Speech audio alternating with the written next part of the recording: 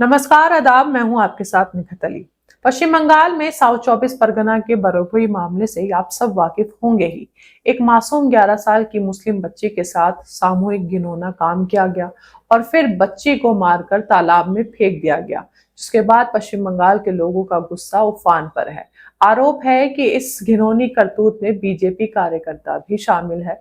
वहीं बंगाल पुलिस ने इस मामले में एक चश्मदीद अपराधी प्रभास मंडल उसका एनकाउंटर कर दिया है।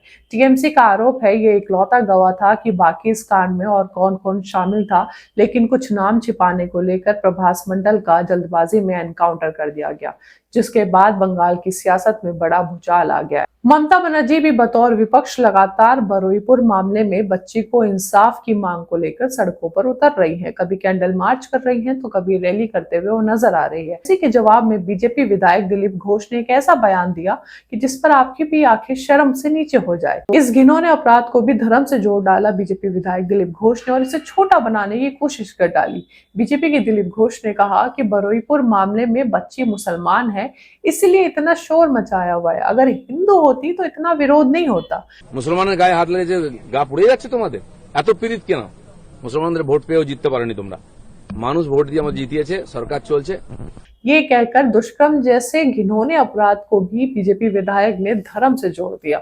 वहीं बीजेपी से विधायक रत्ना देवनाथ, नाम तो आप जानते होंगे, पानिहाटी से विधायक है, उनका बयान तो इससे भी ज्यादा शर्मनाक है, जबकि उन्हें कभी भी ऐसा बयान देना नहीं चाहिए था। रत्ना देवनाथ जो आरजीकर पीड़िता की मां भी है, जिन्होंने खुद बंगाल में पूरा चुनाव बेटियों की सुरक्षा और रक्षा को लेकर लड़ा था, अपनी बेटी को इंसाफ दिलाने की मांग को लेकर लड़ा था, वो आज खुद एक मासूम बच्ची के साथ घिनौने काम पर कहती है कि मेरी बेटी और बरुइपुर मामले को मत जोड़ो। मेरी बेटी तो एक सुरक्षित जगह में थी, तब उसके साथ ऐसा हुआ था, लेकिन उस लड़की का मुझे पता नहीं वो कहां पर थी, घर पर थी या बाहर थी, और आज जो कुछ भी हो रहा है उसकी वजह भी टीएमसी ही है। तो रत्ना देवनाथ जो जानती हैं कि माँ पर क्या बीतती है उसकी बेटी के साथ अगर ऐसा कुछ होता है, बावजूद इसके उन्होंने ऐसा शर्मनाक बयान दिया है, जबकि इन्हें पार्टी से उठकर वो माँ होना चाहिए था जो खुद जाकर उस बच्चे की माँ को गले लगाती और कहती आपको इंसाफ जरूर मिलेगा। लेकिन अफसोस रत्ना देवनाथ ने ऐसा बयान देकर उस माँ के गम को हल्का कर दिया और कम बता दिया। अब आपको बता दें, सायनी घोष भी वहां गई थी। सायनी घोष के लोकसभा क्षेत्र में बरुइपुर पड़ता है, तो वो वहां के लोगों से मिलने गई थी, जिसके बाद उन्हें भी गुस्से का सामना करना पड़ा। लोगों ने बेईमान बेईमान गद्दार बोलकर भगा दिया।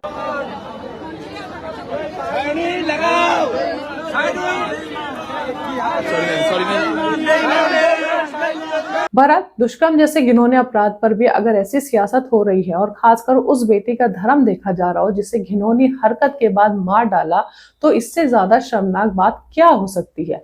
माँ के लिए बच्ची के गम का मजाक बनाकर रख दिया है।